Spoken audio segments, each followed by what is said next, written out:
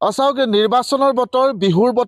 বতৰত এতিয়া নিৰ্বাচনী আচলতে প্ৰচাৰে অধিক গৰম কৰি তুলিছে গাঁওসমূহ যিহেতু নিৰ্বাচন পঞ্চায়ত নিৰ্বাচন সমাগত আৰু সেই লৈ প্ৰতিটো জিলা পৰিষদ প্ৰতিটো সমষ্টিত প্ৰতিটো ৱাৰ্ডত এইকেইটা দিনত কেৱল মাত্ৰ নিৰ্বাচনক লৈ চৰ্চা আৰু এই মুহূৰ্তত আমি পূৰ্বতেও এক প্ৰতিবেদনত অৱগত কৰিছোঁ এইবাৰ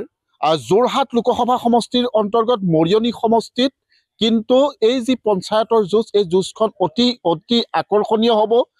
কিয়নো এইবাৰ যদি চোৱা যায় মৰিয়নি সমষ্টিৰ যিটো নৱগঠিত মৰিয়নি সমষ্টি এই সমষ্টিটোত বিশেষতঃ বলমা জিলা পৰিষদ আৰু বামুণপুখুৰী জিলা পৰিষদ এই দুয়োটা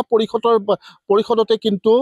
বঙহৰ যুঁজ হোৱাৰ সম্ভাৱনা আছে আৰু যিহেতু আমি বামুণপুখুৰী জিলা পৰিষদৰ কথা অৱগত কৰিছোঁ কিন্তু সমান্তৰালভাৱে আমি এই মুহূৰ্তত উপস্থিত আছোঁ বলমা জিলা পৰিষদত এইবাৰ বিশেষ আকৰ্ষণৰ কেন্দ্ৰবিন্দু হৈছে এগৰাকী খেলুৱৈ এইবাৰ খেলপথাৰত নহয়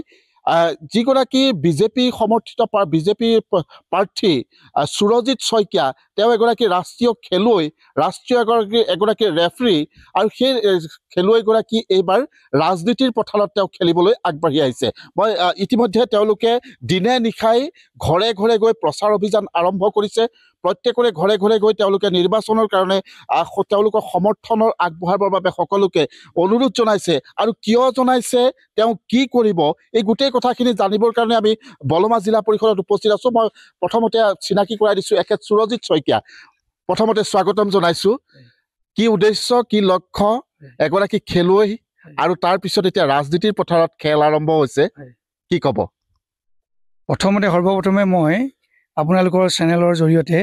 সমূহ অসমবাসীলৈ ৰঙালী বিহুৰ শুভেচ্ছা জ্ঞাপন কৰিছোঁ মই ৰাইজৰ সেৱা কৰিবৰ কাৰণে মই আহিছোঁ আৰু মই যিহেতু সৰুৰে পৰাই মই যথেষ্ট ৰাইজৰ লগত জড়িত মই এবাৰ পঞ্চায়তৰ প্ৰতিনিধি হৈ যোৱা মানুহ ইণ্ডিপেণ্ডেণ্ট হিচাপে আৰু যিমান পাৰি মোৰ এটাই উদ্দেশ্য যে গ্ৰাছৰুটৰ যিবোৰ অতি দৰিদ্ৰ লোক সমভাৱে চাবৰ কাৰণে মোৰ এটাই উদ্দেশ্য যে সমভাৱে আমি সকলোকে চাব বিচাৰোঁ যে একদম কোনো যাতে ইয়াত বাদ পৰি নাযায় কোনো যাতে বাদ পৰি যায় দুখীয়াজনে যে বস্তুটো পায়